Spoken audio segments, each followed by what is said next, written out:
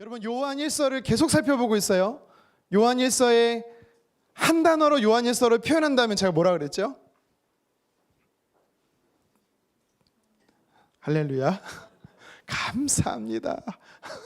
사귐입니다. 사귐. 영적 친밀함의 교제, 사귐. 갑자기 대답을 안 하시니까 머리가 백지가 되어버렸습니다. 하나님과의 사귐과 그리고 공동체 안에서의 지체와의 사귐이 바로 요한일서, 요한이 보낸 서신서의 주제예요. 우리가 이 주제를 가지고 계속 이야기를 하고 있는데요. 제일 먼저 우리가 좀 정리하고 오늘 본문을 좀 들어가도록 하겠습니다. 우리가 앞에 3주 동안 살펴본 내용을 간단하게 좀 정리하고 오늘 본문으로 들어갈게요. 사도 요한은요, 하나님과의 사귐, 그 다음에 지체들과의 이 사귐을 시작을 예수 그리스도가 되어야 된다라고 말합니다. 하나님을 사랑하고 이웃을 사랑하라라고 말씀하신 그 예수 그리스도, 하나님이신 인간의 몸을 입고 이 땅에 오신 그 예수님이 바로 우리의 사귐의 시작이라는 것이죠. 그래서 요한일서 1장 4절에는 육신의 몸을 입고 오시고 세상의 빛이신 예수 그리스도를 통해서 우리가 하나님과 사귐이 있고 예수 그리스도를 통해서 지체들과도 사귐을 누릴 수 있다라고 이야기하는 것입니다. 여러분, 그래서 두세 사람이 예수님의 이름으로 모이는 거예요. 우리가 예수님을 통해서 하나 되고 연합하고 또 주님과의 친밀한 교제의 자리로 나아갈 수가 있는 것입니다. 이어서 요한일서 1장 5절에서 10절에는요 어떤 말씀이 있었습니까? 하나님과 사귐을 위해서 빛 가운데 거하라는 것입니다. 빛 가운데 행하라는 것이지요. 두 가지로 말씀을 드렸습니다. 적극적인 것과 소극적인 것이 있다라고 제가 말씀을 드렸어요. 적극적인 건 뭐예요? 예수님을 닮아가는 거지요. 그리고 소극적인 건 뭐예요? 우리가 죄로 인해 넘어졌다라면 회개하라는 것입니다. 그것이 1장 하반절에서 하나님과 사귐을 위해 빛 가운데 행하는 것이다라고 이야기를 했지요. 그리고 지난주에 이제 다뤘던 부분인데요. 요한일서 2장 1절부터 11절의 본문을 가지고 우리가 하나님과 사귐을 가지기 위해서는요, 첫 번째 빛 가운데 행하라고 했다면 두 번째 사도 요한은 다시 하라라고 했습니다. 무엇을 다시 하라고 했죠? 세 가지를 제가 여러분과 나눴었어요. 첫 번째는 뭐였냐면 우리가 예수님을 사랑하고 예수님을 닮아가고 싶고 말씀 가운데 살아가고 싶지만 여러분, 우리가 어때요? 육신의 몸을 입고 있는 우리는 어때요? 넘어질 때가 있잖아요.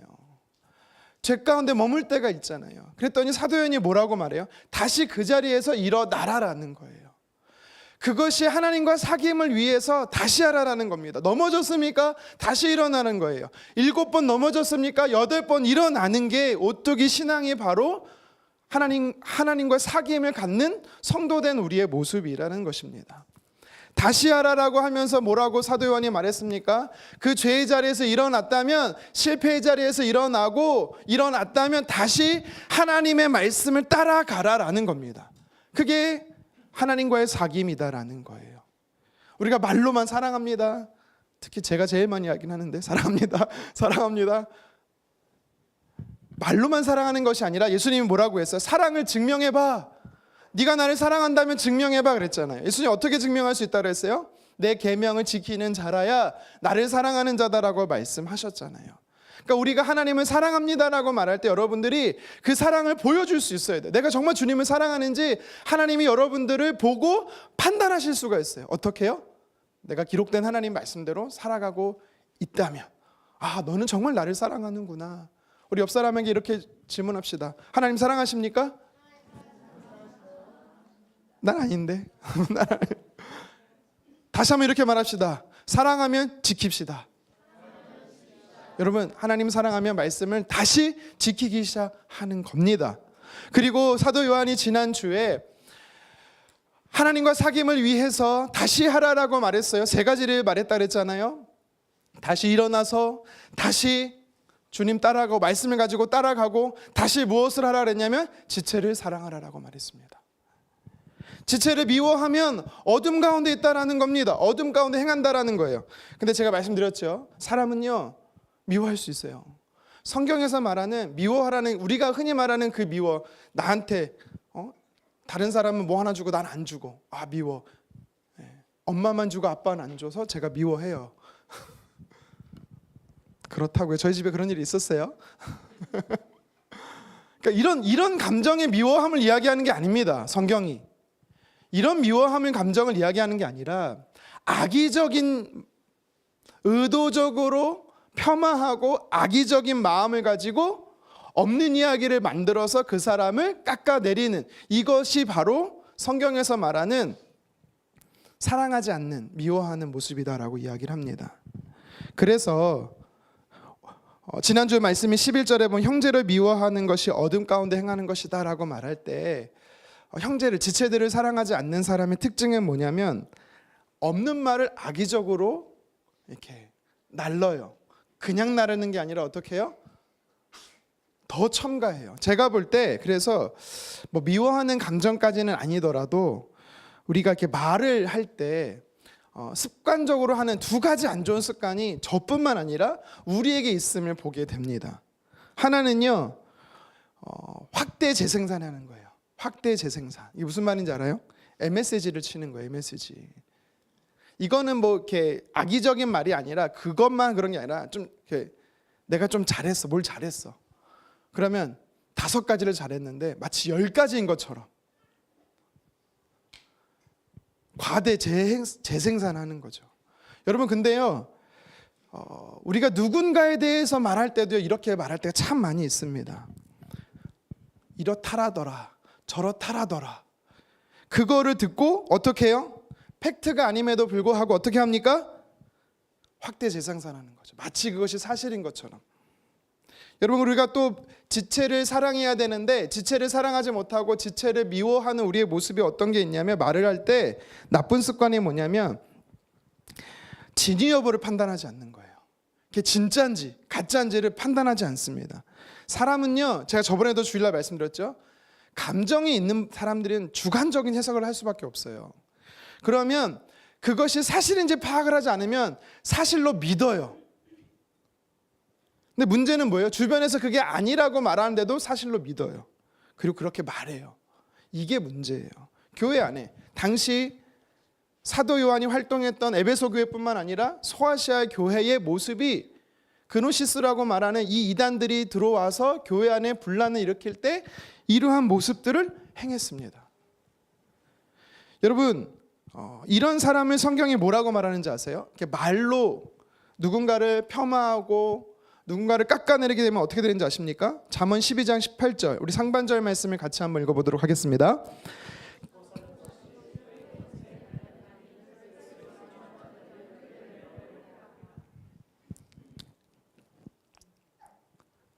제가 잘못 드렸네요.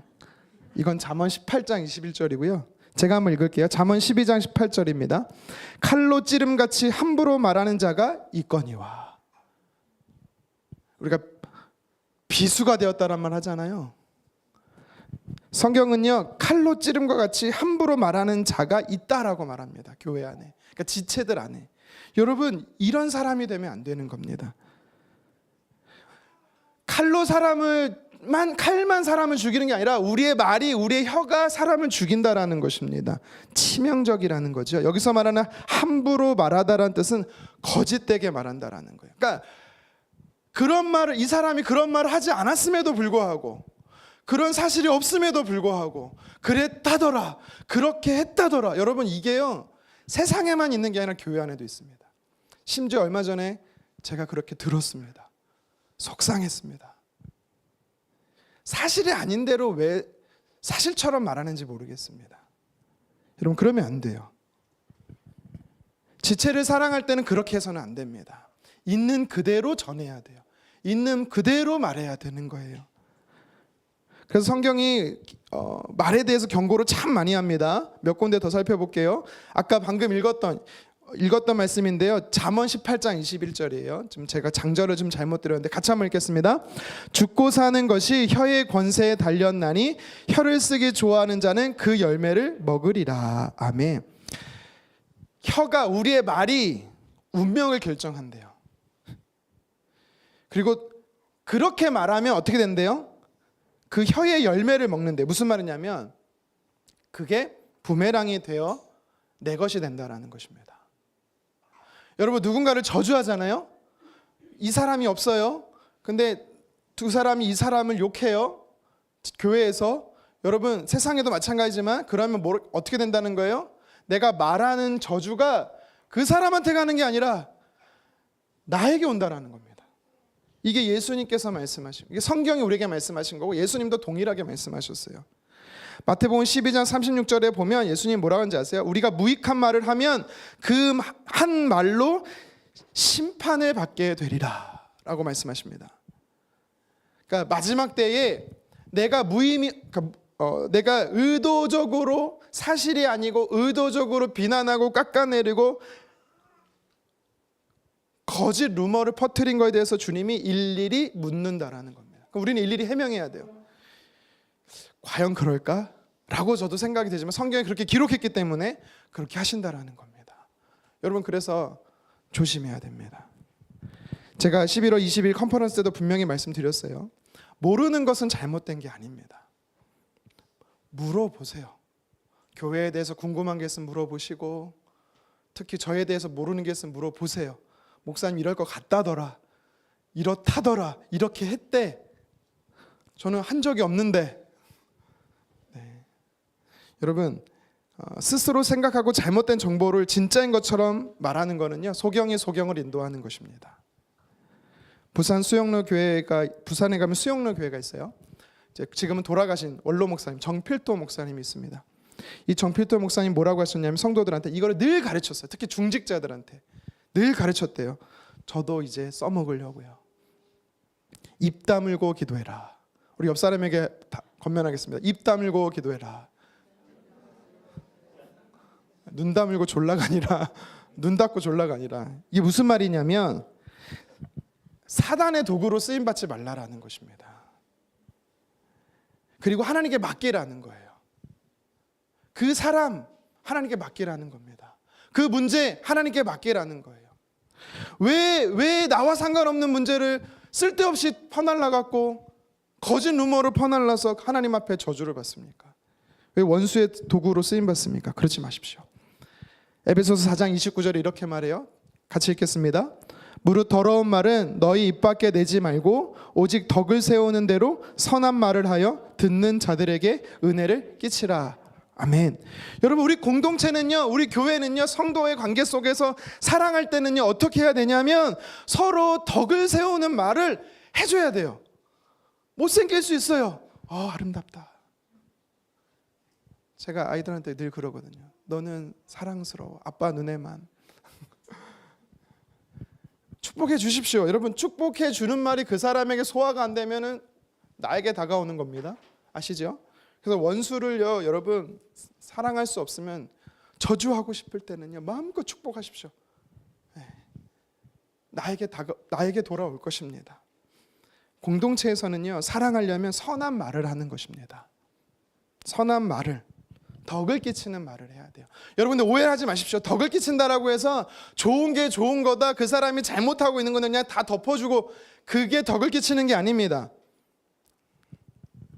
덕을 끼치는 거는요, 그 사람이 옳게, 잘못한 게 있으면 옳게 돌아올 수 있도록, 바르게 선택할 수 있도록 도와주는 게 덕을 세우는 거죠. 여러분 그래서 누군가의 공동체 안에서 대화할 때는요 세 가지를 꼭 기억하십시오. 그 사람이 없는 자리에서 제3자 이야기를 할 때나, 첫 번째는요 사실에 근거해서 말하십시오. 잘못을 하더라도 잘못된 정도만 얘기하십시오. 과거에 있었던 일 다 끄집어내갖고 없던 얘기 다 끄집어내서 그렇게 말하지 마세요. 그러면 사단이 틈타기 딱 좋은 공동체입니다. 칭찬도 마찬가지입니다. 자랑도 마찬가지입니다. 칭찬은 더 많이 해주되 내 자랑을 할 때도 마찬가지예요.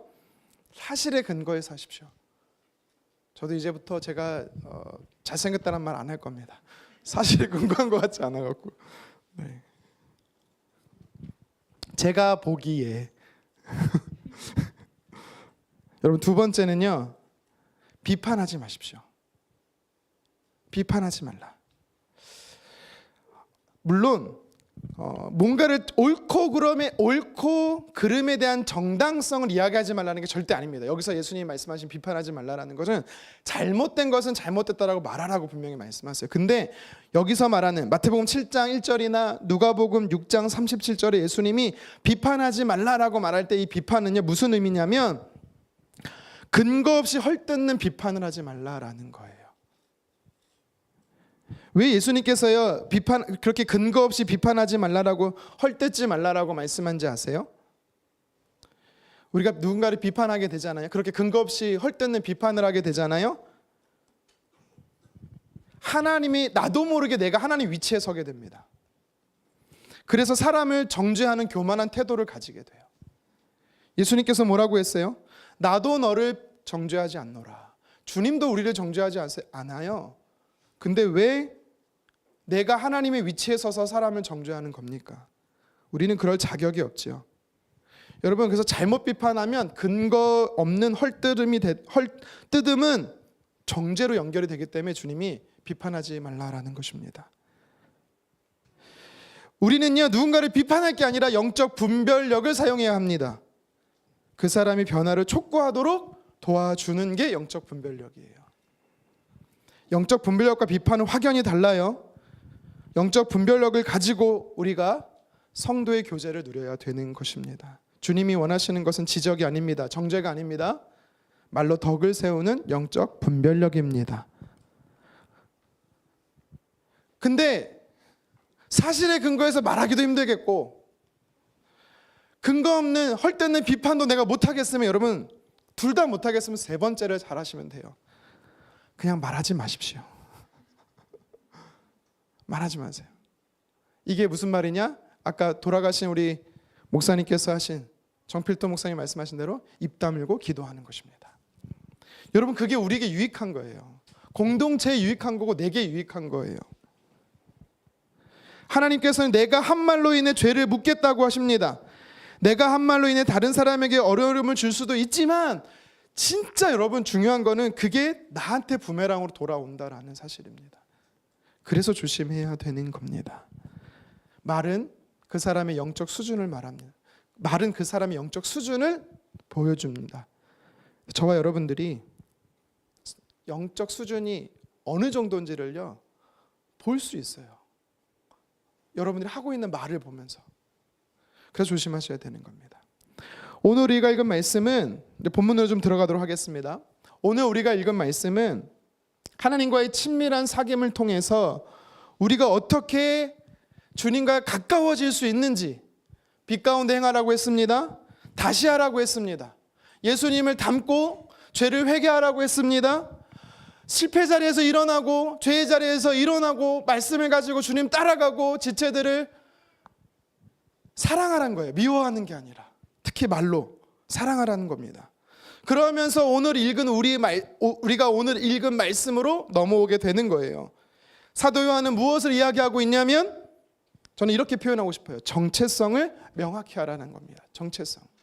저와 여러분들이 어떤 존재인지 정체성을 명확히 할 때 우리가 하나님과의 친밀한 사귐, 영적 교제를 누릴 수 있다라는 거예요.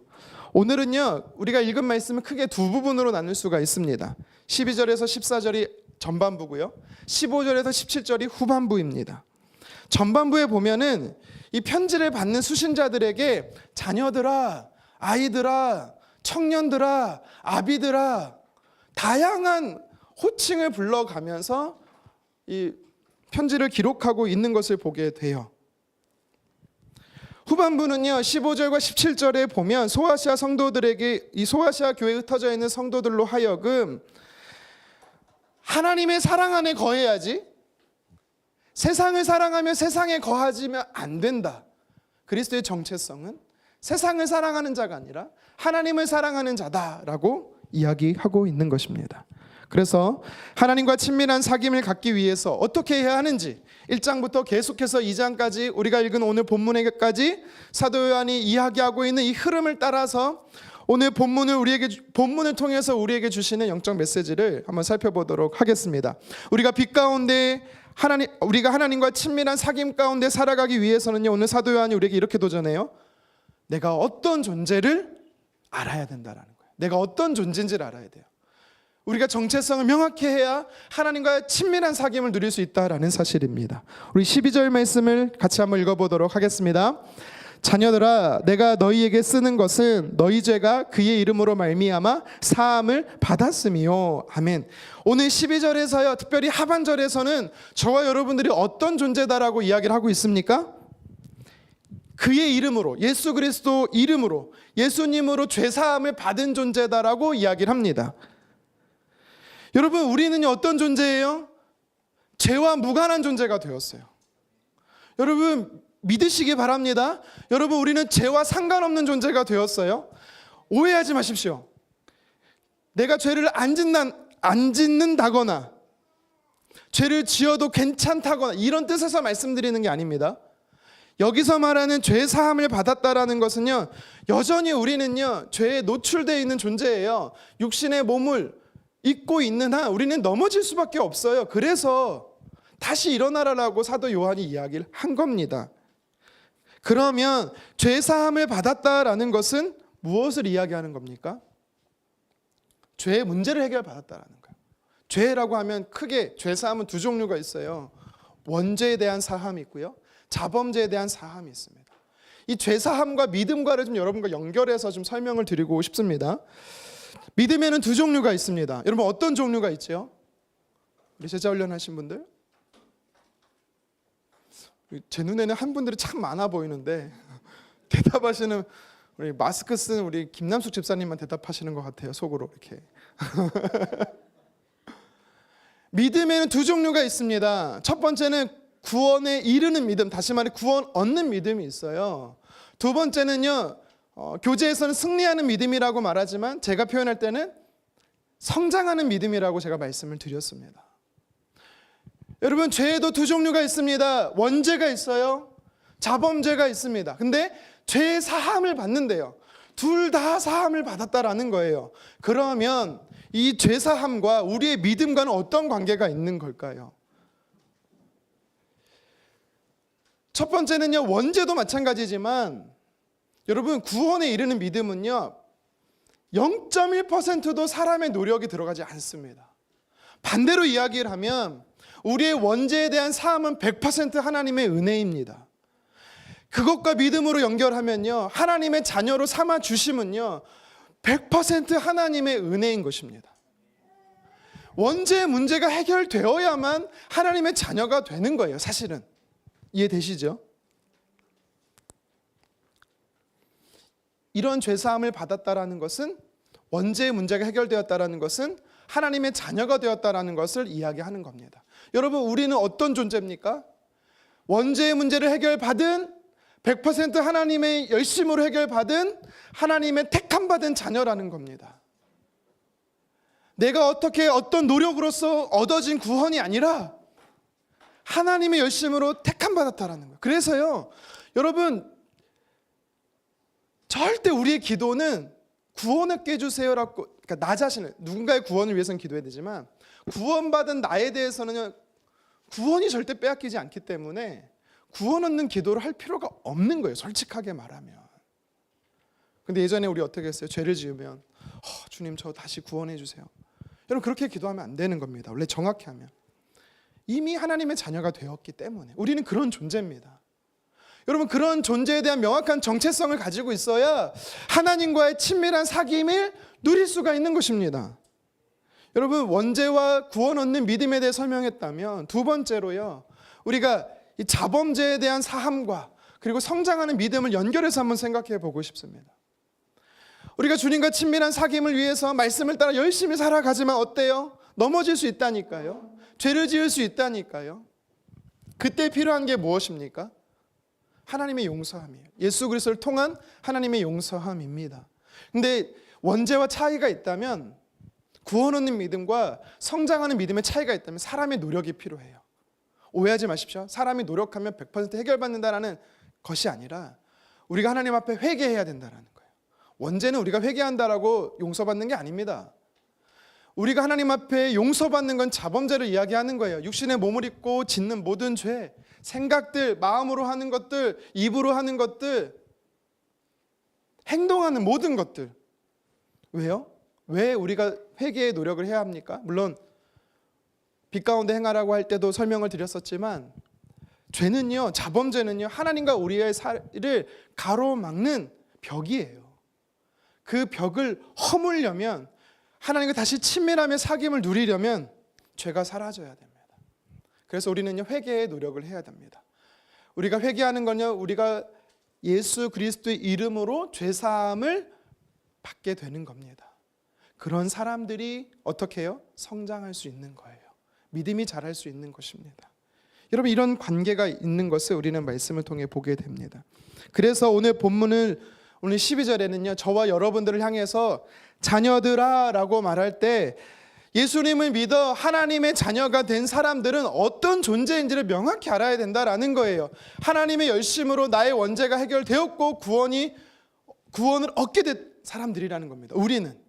그리고 우리는 구원 얻는 자로서 예수님을 닮아가는, 성장하는 열심과 노력을 해야 하는 사람들이라는 거예요. 그 열심도 사실 성령께서 도와주셔야 합니다. 그런데요, 오늘 12절에서는 자녀들이라 라고 말하더니 14절에 보면요, 아이들아 라고 이렇게 표현해요. 우리 14절 상반절 같이 한번 읽겠습니다. 아이들아, 내가 너희에게 쓴 것은 너희가 아버지를 알았음이요. 아멘. 자녀들아, 아이들아 빼고는요, 뒤에 이어지는 내용이 12절하고 14절 상반절이 똑같습니다. 똑같은 단어가 반복되고 있어요. 그런데 그러면 왜 하나는 자녀들아 라고 이야기를 하더니 이번에는 아이들아 라고 이야기를 하고 있는 걸까요? 자녀들은 전체적인 성도들의 총칭이라면 아이들아 라는 것은요, 뭔가 시작을 이야기하는 것입니다. 쉽게 이야기하면 영적 수준을 이야기하고 있는 거예요. 우리가 태어나면 요새는 신생아, 유아, 영아, 유아 이렇게 시작하잖아요. 하지만 총해서 어린아이라고 우리가 표현을 하겠습니다. 우리가 육체로 태어나서도 아이로부터 시작하듯이 영적으로도요, 태어나면 아이로부터 시작한다라는 겁니다. 성도들을 향해서 아이들아 라고 부르는 것은 우리가 어떤 존재인지를 이야기하는 거예요. 하나님과 사귐을 시작하는 존재라는 것입니다. 하나님의 열심으로 하나님이 우리의 원죄 문제를 해결해 주셔서 하나님의 자녀가 됐어요. 백성이 되었습니다. 그 존재는 하나님과 사귐을 갖는, 시작할 수 있는 관계가 됐다라는 겁니다. 누구 때문에? 예수님 때문에. 그것을 이야기하는 거예요. 그게 우리의 정체성이라는 겁니다. 그런데 오늘 성경은요, 자녀들아를 통해서 우리가 구원받은 하나님의 백성이 된 존재라는 걸 알았어요. 아이들아를 통해서 하나님과 사귐을 시작해야 되는 존재인 걸 알았습니다. 그런데 오늘 말씀 13절과 14절에 보잖아요. 또 다른 칭호가 나옵니다. 호칭이 나와요. 어떤 호칭입니까? 아비와 청년이 나옵니다. 두 번이 반복돼요. 13절에도 아비들아, 청년들아, 14절에도 아비들아, 청년들아 이렇게 이야기합니다. 이게 우리에게 주는 메시지가 뭘까요? 성도는요, 저와 여러분들은요, 하나님의 자녀들은요, 하나님의 열심으로 예수 그리스도를 통해서 우리의 원죄의 문제가 해결되었고 하나님의 자녀가 됐습니다. 그리고 우리는요, 하나님과 사귐에 시작할 수 있는 은혜를 받게 됐어요. 문제는 뭐냐? 문제가 아니죠. 이것을 통해서 우리가 무엇을 이야기하느냐? 시작을 했으면 어디로 나아가야 되는지에 대한 방향성을 이야기해 주고 있는 거예요. 여러분, 이해하기 쉽게, 우리가 육체로 태어납니다. 제가 늘 하는 비유지요. 우리가 부모님의 자녀로 태어났어요. 자녀가 되었습니다. 그러면 여러분, 부모를 기쁘게 하는 게 뭡니까? 자녀는 성장하는 거예요. 키가 자라고 지혜가 자란다라는 말이 있죠. 표현이죠, 성경에. 육신도 자라나는 것이 영적인 아버지 되신 하나님을 기쁘시게 하는 겁니다.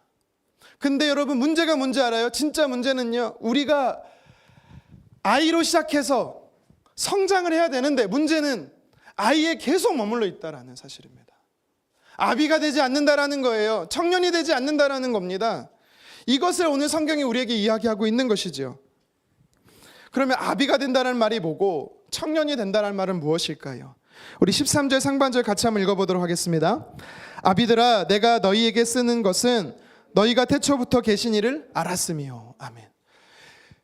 에베소 교회뿐만 아니라 소아시아 교회 성도들의 중에는요, 사도 요한이 볼 때 아비와 같은 자가 있었다라는 것을 우리가 알 수가 있어요. 다시 말하면 주님과 친밀함의 사귐이 시작해서 아이에 머문 것이 아니라 성장한 사람이 있었음을 이야기하고 있는 것입니다. 여러분, 제가 2025년도에 아까 제가 소망하는 복이 무엇이냐라고 여러분께 물었죠. 제가 간절히 소망하는 것은요, 여러분들의 믿음이 아비가 되는 것이 소망입니다. 왜 안 믿죠?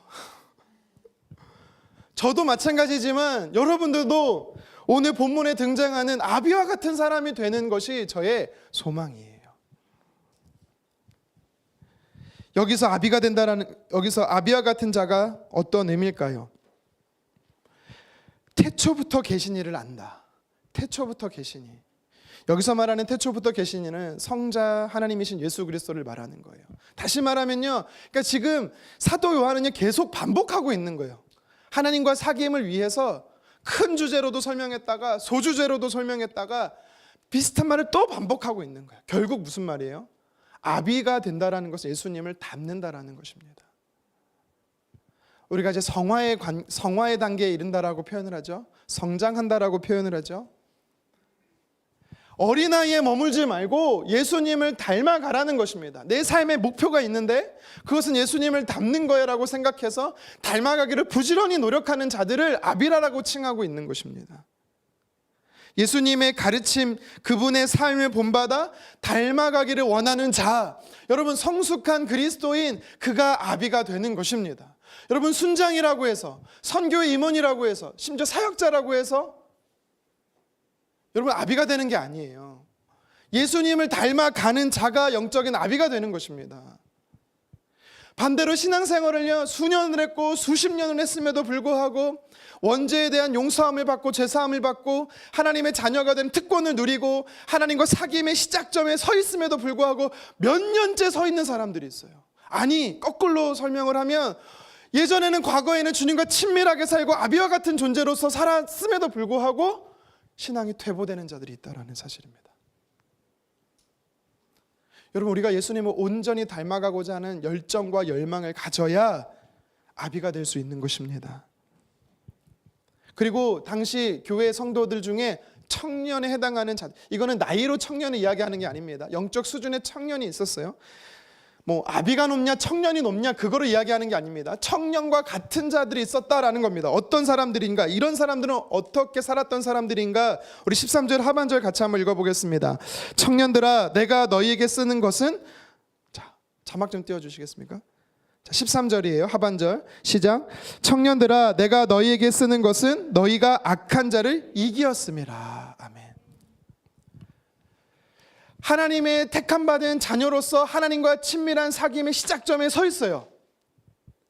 거기서부터 시작해서 예수님을 닮아가는 성장하는 믿음의 지닌 자들이 바로 아비라고 했습니다. 그런데요, 그 아비들 중에 어떤 일이 일어나냐면 13절 하반절의 말씀처럼 악한 자를 이기는 자들이 청년이라는 거예요.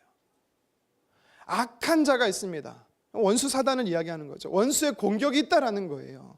원수의 공격이 있는데 하나님의 자녀들이 원수의 공격을 받습니다. 그때 어떻게 해요? 이김을 경험하는 자들이 청년이라는 겁니다. 여러분, 우리 청년 되기를 간절히 소망합니다. 육신의 나이 청년은 될 수 없어도 믿음의 청년 되기를 간절히 원합니다. 여러분, 우리가요 하나님과 사귐을 위해서 닮아가려고 노력하잖아요. 그러면 어김없이 시험이 찾아와요. 환난이 찾아오고 유혹이 찾아옵니다. 그럴 때 우리는 어떻게 해야 돼요? 이기는 자가 되어야 됩니다. 이기는 자가 될 때 청년이라고 칭함을 받을 수가 있다는. 그럼 우리가 어떻게 이길 수 있을까요? 13절에만 청년이란 말이 나온 게 아니라 14절에도 청년이란 말이 나오거든요. 그런데 여기에 첨가된 표현이 나와요. 한번 기억하면서 다시 한번 14절 하반절을 읽어보도록 하겠습니다. 시작. 청년들아, 내가 너희에게 쓴 것은 너희가 강하고 하나님의 말씀이 너희 안에 거하시며 너희가 흉악한 자를 이기었음이라. 아멘.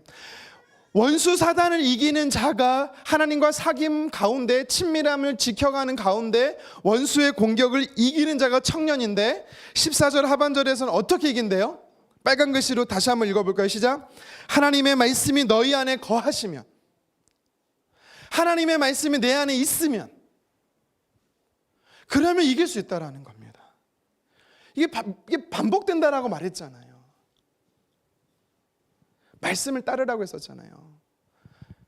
사도 요한이 2장 1절부터 11절을 이야기하면서 다시 하라라는 주제를 가지고 세 가지 중에 넘어진 자가 일어나라, 다시 말씀을 가지고 주님 따라가라 이라고 얘기했잖아요.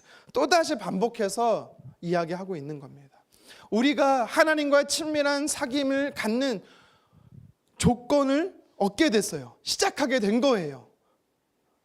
그리고 주님을 사모하고 주님 닮아가기 위해서 노력하잖아요. 그러면 어김없이 세상 유혹과 핍박과 환난이 찾아옵니다.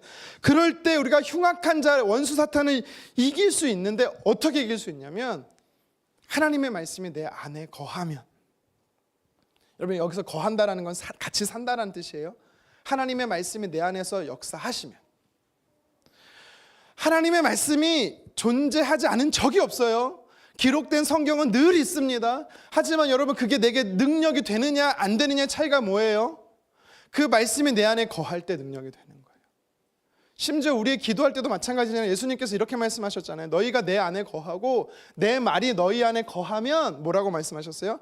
무엇이든지 원하는 대로 구하라 그리하면 이루리라. 주님이 이루시겠대요. 주님이 역사하시겠대요. 그 원리도 뭐예요?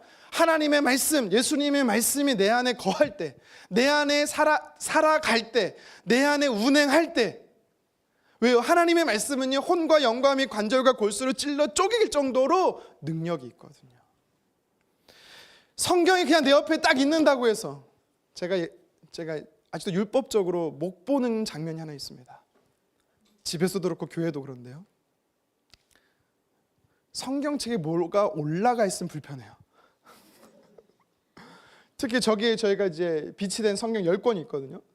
거기에 누가 자꾸 이렇게 뭘 올려놔요. 그럼 저는 내려놔요. 이게 어릴 때부터 이게 학습된. 그리고 성경책에 더러우면 안 돼요. 깨끗해야 돼요. 여러분 근데 그게 능력일까요? 아니, 그 능력일 수 없어요.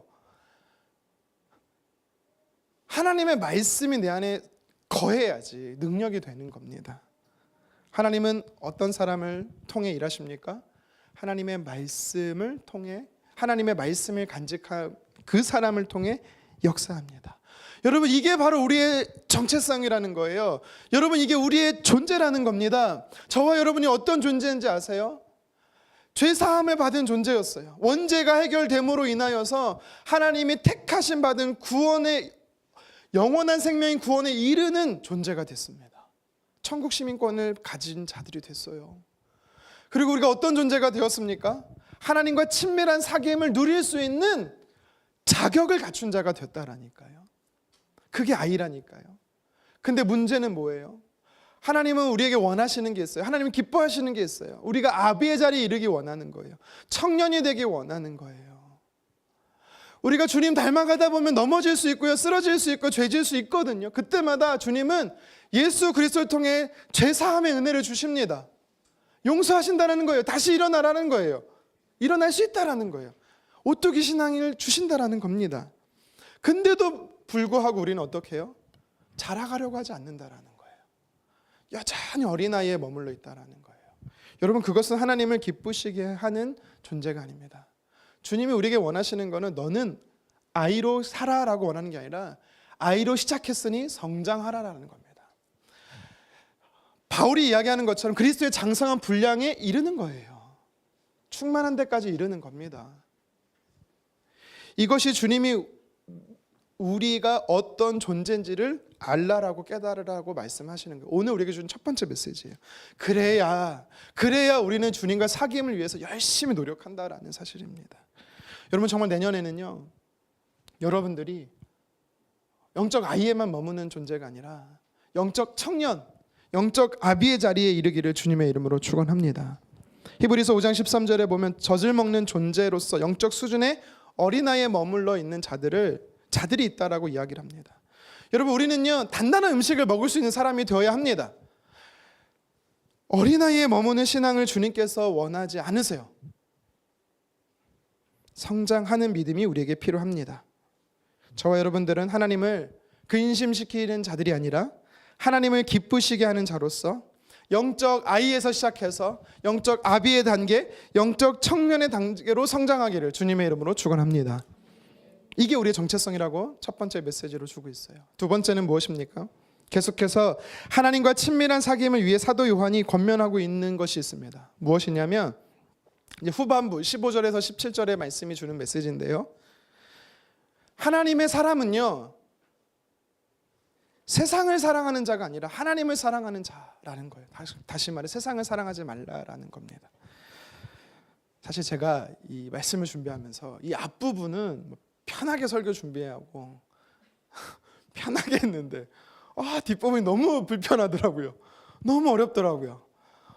세상을 제가 좀 사랑하고 있거든요.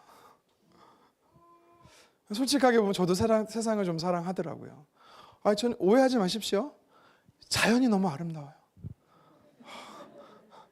저는 죄송해요. 제가 작년에 호주를 한번 갔다 왔잖아요. 호주병에 걸려서 호주병에. 너무 자연이 아름다운 거예요. 자연이 아름다운 거예요. 제가 해서 집에서 노래를 부릅니다. 안식년은 호주에서. 안식년은 호주에서.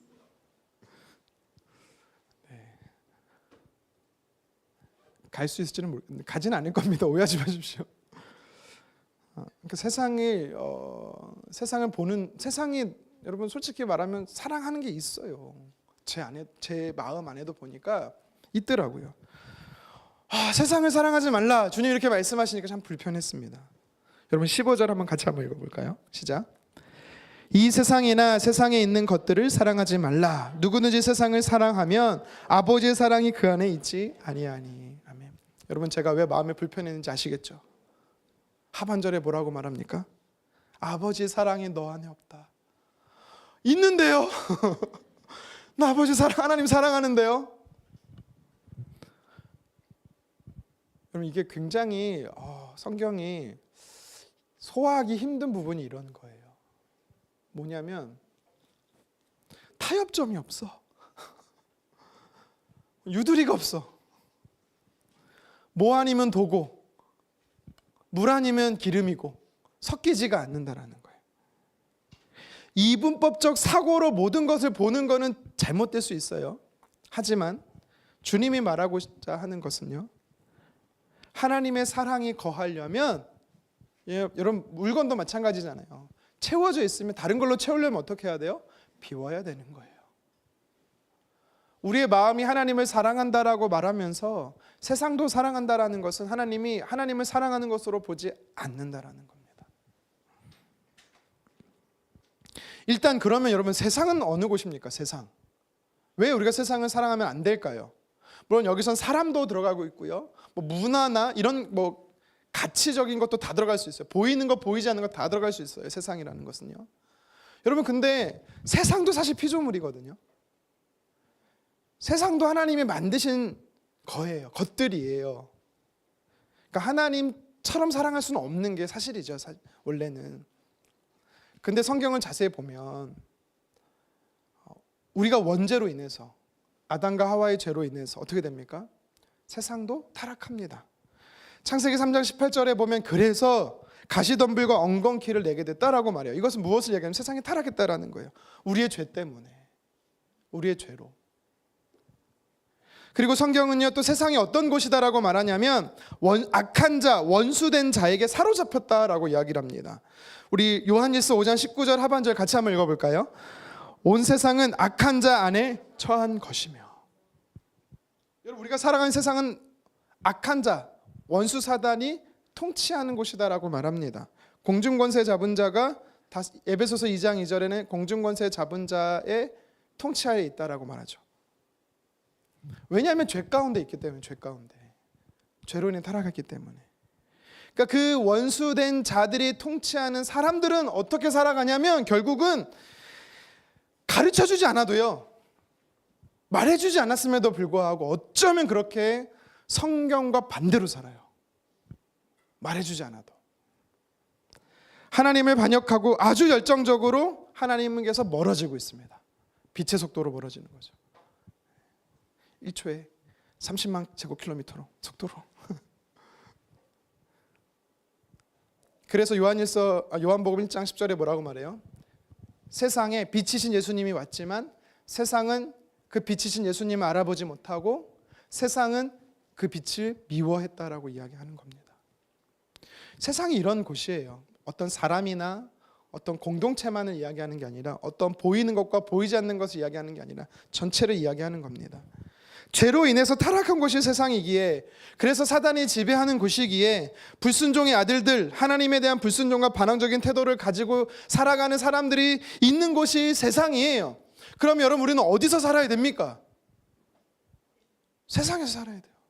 그럼 이 얘기는 무슨 말이에요? 세상을 사랑하지 말라라는 것은 제가 말한 것처럼 이것도 좀 사랑하고 싶고 이것도 좀 하고 싶고, 제가 이렇게 저는 뭘 좋아하냐면 모으는 걸 좋아해요. 수집을 되게 좋아합니다. 그래서 어릴 때는 우표 수집을 굉장히 잘했어요. 근데 친구들이 놀러 와서 몰래 훔쳐가갖고 화가 나서 모으는 걸 포기했어요. 저는 모으는 걸 좋아한다 했잖아요. 제가 청년 사역할 때 어느 정도로 모았냐면, 여러분 혹시 지금은 없습니다. 지금은 없는데 예전에 그 맥도날드라는 곳에 가면 1,000원에 1점을 적립해줘요. 예전에 그랬어요. 적립 카드가 있었어요. 혹시 아세요? 근데 30점이 되면, 그러니까 30점이면 현금을 얼마 썼단 말이에요? 3만 원을 썼단 말이잖아요. 30점이 되면 빅맥 세트, 지금 한 5, 6천 원 하는 세트를 하나를 그냥 줬어요.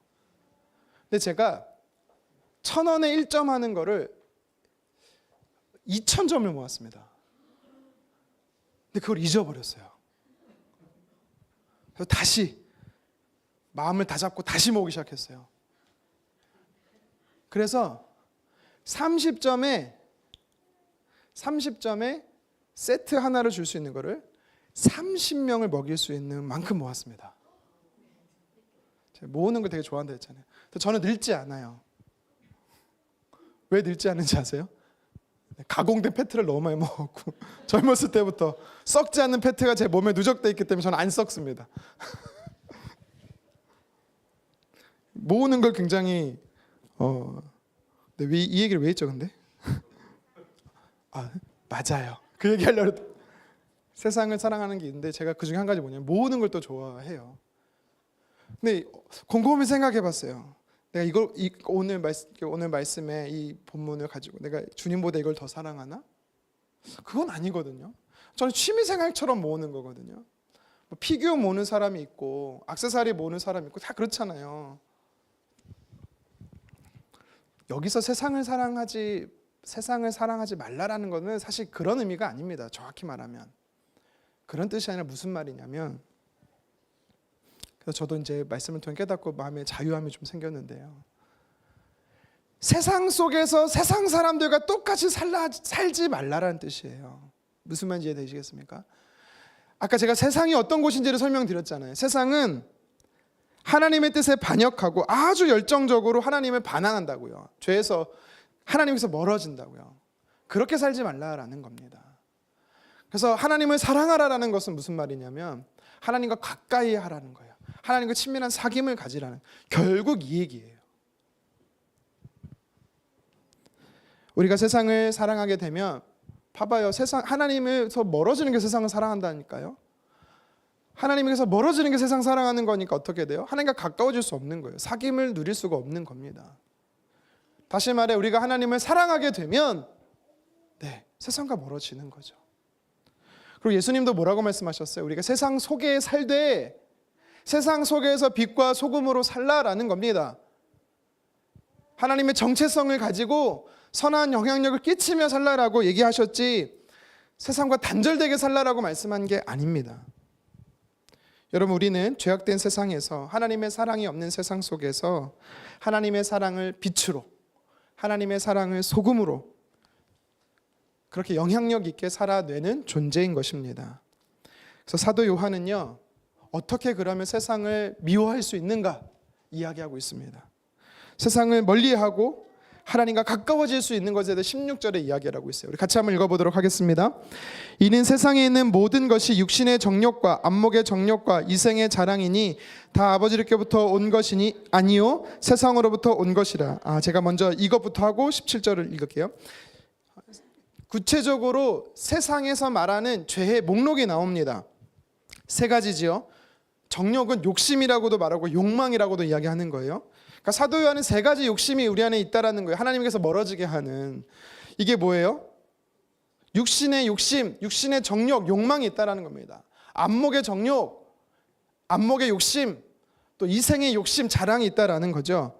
이거를 어떻게 연결하면 이해하기 쉽냐면 예수님께서요, 공생애를 시작하기 전에 40일을 금식하시고 세 가지의 원수 사단의 유혹을 받지요. 이거랑 연결하면 똑같습니다. 예수님께서 제일 먼저 어떤 유혹을 받습니까? 돌이 떡이 되게 하라는 겁니다. 너의 육체의 필요를 목적으로 삼으라는 거예요. 이게 바로 육신의 정욕인 거죠. 하나님의 사람들은요, 세상을 사랑하는가 세상을 사랑하지 않는가에 대한 기준이 여기서 알 수가 있어요. 하나님의 말씀보다 내 육신의 것을 먼저 택한다면 여러분, 그것은 세상을 사랑하는 사람입니다. 두 번째는 무엇입니까? 예수님께서 어떤 시험을 받으셨어요? 물론 복음서에 보면 두 번째, 세 번째가 바뀌어 있기도 해요. 그래서 어떤 게 먼저냐 명확하진 않지만 오늘 말씀을 기준으로 해서 이생의 자랑에 해당하는 이야기를 하면 사단이 어떤 시험을 하냐면 예수님을 데리고 성전 꼭대기로 올라가요. 거기서 뛰어내리라고 말합니다. 뛰어내리면 천사들이 너를 맞아줄 거야. 이런 시험을 합니다. 물론 주님이 명하면 천군 천사가 오지요. 왜 못 오겠습니까? 하지만 그렇게 하지 않습니다. 결국에 사단이 주는 시험이 뭐였습니까? 모든 사람이 보는 곳에서 모든 사람이 박수받고 모든 사람에게 칭송받는 이 명예, 인기, 그것이 삶의 목적이 된다면 세상을 사랑하는 사람이다라는 겁니다. 세 번째 시험이 뭐였습니까? 높은 곳에 데려가서 세상을 다 보여주죠. 만물을 쫙 보여주면서 나에게 절하면 다 줄게.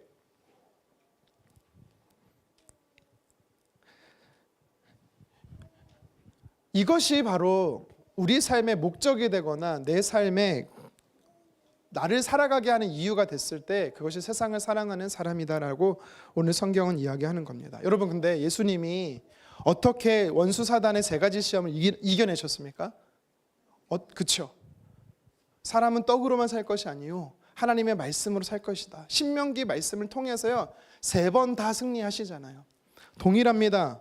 사도 요한도요 이렇게 말하고 있어요. 어떻게 우리가 이길 수 있느냐? 하나님의 말씀으로 이길 수 있다라는 것입니다. 예수님을 유혹했다라는 것은요, 여러분, 주님과 사귐을 위해서 아비로 성장하고자 하는 자들, 그다음에 청년으로 성장하고자 하는 자들에게는요 3가지 유혹이 꼭 있다라는 거예요. 그때 우리는 어떻게 이겨야 된다? 하나님의 말씀으로 이겨야 된다라는 겁니다. 17절 말씀 우리 같이 한번 읽어보도록 하겠습니다. 시작. 오직 하나님의 뜻을 행하는 자는 영원히 거하느니라. 아멘. 결국 우리가 추구하는 육신의 정욕, 안목의 정욕, 이생의 자랑은요 다 사라진다라는 것입니다. 잠깐의 기쁨은 줄 수는 있을지는 몰라도 다 사라져요. 어떻게 사라집니까? 우리가 먼저 죽게 되면 의미가 없는 거예요. 주님이 이 땅에 다시 재림하시면요 성경에 보면 모든 것을 다 불태우신다라고 말씀하셨어요. 썩어질 것이라는 겁니다. 불에 타 없어질 거라는 거예요. 그것을 쫓는 자가 아니라 하나님을 사랑하는 자 되었으면 좋겠습니다. 여러분은 지금 어떤 목적을 가지고 살아가고 계십니까? 돈, 명예, 어떤 목적을 가지고 살아가십니까? 학생들은 공부하는 이유가 무엇입니까? 청년들은 취업하려는 이유가 뭐예요? 저와 여러분들의 삶의 목적은 세상을 사랑하는 것이 아니라 하나님을 사랑하는 것이 되었으면 좋겠습니다. 그게 그리스도인의 정체성이에요. 여러분, 왜 예수님 부자가 천국에 들어가기 어렵다라고 말한지 아세요? 여러분, 부자가 천국에 들어가기 어렵다는 건 부자는 못 들어간다는 게 아닙니다. 우리나라 제가 찾아봤어요. 우리나라 기준으로 얼마를 갖고 있어야 부자입니까? 했더니 30억 이상 가지고 있어야 부자래요. 여러분, 우리 중에 부자는 없을 것 같네요. 농담이고요. 그럼 다 천국 못 갑니까? 강남의 사람들은 다 못 가네요. 그런 뜻이 아니고요. 육신의 정욕과 안목의 정욕과 이생의 자랑으로 꽉 차 있는 자들을 이야기하는 거예요. 하나님을 사랑한다라고 말하면서 하나님보다 더 많은 세상에 썩어질 것들을 사랑하고 있기 때문에 주님과 가까이 가지를 못하는 자들입니다. 여전히 영적 어린아이에 머물러 있는 자들이고 여기면 괜찮은데 주님을 떠나는 자들도 있다라는 사실입니다. 여러분, 하나님의 말씀대로 살아가는 것이 손해 보는 것 같고 어리석게 보이는 것 같지만 표면적으로는 그렇게 보일 수 있어도 궁극적으로는 이 삶이 주님과 사귐을 누리는 친밀한 사귐을 가져다주는 영적 원리임을 여러분 꼭 기억하셨으면 좋겠습니다. 그래서 기억하십시오. 세상을 사랑하지 않는 자들이 세상을 사랑하지 않는 자로서 우리의 정체성을 가져야 된다는 사실입니다. 돈이 필요 없다는 얘기가 아닙니다. 명예가 필요 없다는 얘기가 절대 아니에요. 그것이 목적이 되지 말라라는 겁니다. 그것을 가지고 선한 사역 이외에 하나님 나라와 영광에 여러분 마음껏 쓰세요. 하지만 그것이 목적이 되면 주님 사랑하는 것에서는 반비례한다고 분명히 말씀을 드렸습니다.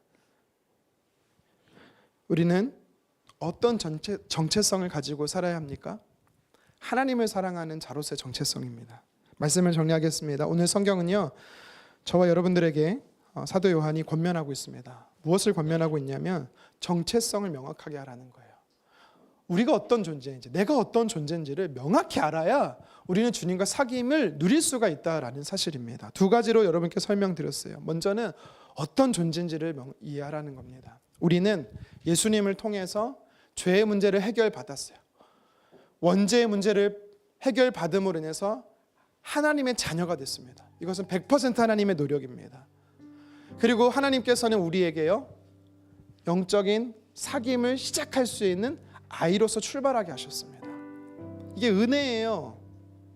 그래서 성장하게 하셨어요. 자라게 하셨습니다. 어디로요? 아비로. 예수님을 닮는 아비로. 그 다음에 원수 사단을 말씀으로 이기는 청년으로. 그게 우리의 존재입니다. 주님이 원하시는 존재예요. 여러분, 이것을 위해서 우리는 열심히 달려가야 되는 것입니다. 제발 아이에 머물지 마십시오. 사실 이 시간 이곳에 있는 분들은 아이가 아니죠. 우리 순원들 중에 우리 또 많은 주일에 출석한다고 해서요, 여러분 다 믿음이 좋다라고 보시면 안 돼요. 아이들이 많습니다. 신체적인 아이가 아니라 영적 아이들이 많습니다. 하나님은 무엇을 원하십니까? 성장하기를 원하십니다. 하나님과 사귐이 있기를 간절히 원하십니다. 두 번째로 요한은 우리에게 무엇을 권면합니까? 하나님의 자녀는 세상을 사랑하는 자가 아니라 하나님을 사랑하는 자다라는 것입니다. 이게 우리의 정체성이라는 겁니다. 여러분들이 순교의 제물로 여러분을 바치라, 제가 그것까지 요구하는 게 아닙니다. 히브리서 13장에 보면은 믿음의 선진들이 쫙 나와요. 세상이 감당할 수 없는 자들이다라는 칭함이 있습니다. 세상이 감당하지 못한대요. 그건 무슨 말이냐면 세상 사람들도 뭐라고 평가하냐면 저 사람은 하나님을 사랑하는 자야라고 평가한다라는 겁니다. 여러분, 우리가 하나님을 사랑하는 자가 우리의 정체성입니다.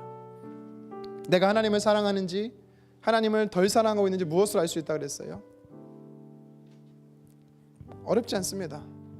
만약 여러분들이 가장 좋아하는 것 중에 하나를 하나님이 달라고 하신다면, 제가 요거 가지고 한참 고민했습니다. 제가 요새 적립하는 걸 좋아한다 그랬죠. 모으는 걸 좋아한다고 했죠. 달라고 하면 드릴 수 있을까? 우표도 다 버려봤고 포인트 적립도 다. 저는 그래서 마일리지 쌓는 걸 되게 좋아하거든요. 여러분, 제가 항공사 마일리지 거의 50만 가까이 모았습니다.